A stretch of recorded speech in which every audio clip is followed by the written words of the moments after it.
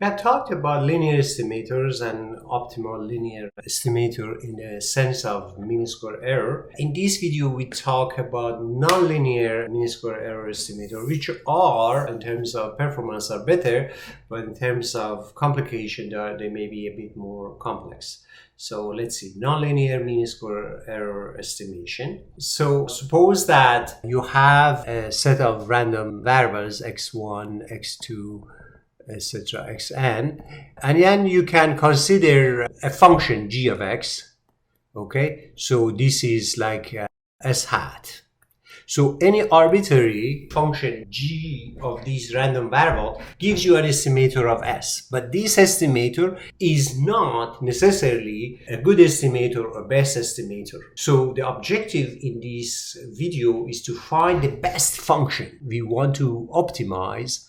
G, we want to find the best nonlinear function which minimizes the mean square error of this estimator. So there should be a power of 2 here. So we shall prove that the optimal solution is the conditional expected value. In other words, we prove that if you minimize mean of s minus g of x to the power of 2 over all possible functions, then the optimal g of x, is equal to mean of s given x. And this is a very, in terms of mathematics, is a very simple result, but in other sense is complicated, and I will talk about it why. So the proof is very easy. So remember that this is a conditional distribution of x given s. So to prove that, we note that this is the conditional PDF of s assuming the observation of x equal that. So this result is very useful and very interesting, but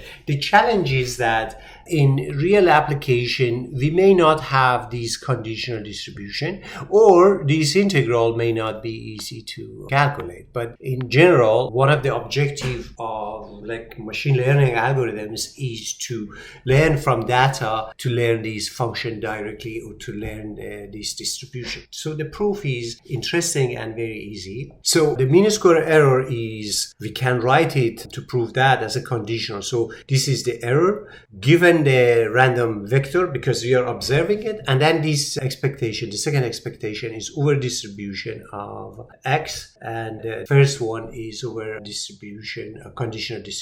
So this one is over distribution of x. So we have two integral. One integral is this value is multiplied by this distribution. Then the second integral is the result of the first one is multiplied by the second distribution and then integrated. So what we can do is that the first one, this is the conditional expected value multiplied by distribution of x, and then this one is the distribution of the other. So we have this one, and all these quantities, this is non-negative, this is non-negative. So if we could minimize this one in terms of g of x, remember that this part is not a function of x. These boundaries of this integral are not a function of x. So we could find these, minimize this function, and then if this minimum solution, this optimal solution does not depend on this one, so instead of minimizing the whole integral, we could minimize this one. So instead of minimizing this one, it is equivalent to minimize this one. So if we minimize this one, the conditional expected value, which is equal to this one, now we have to calculate the derivative of this with respect to g of x. Okay,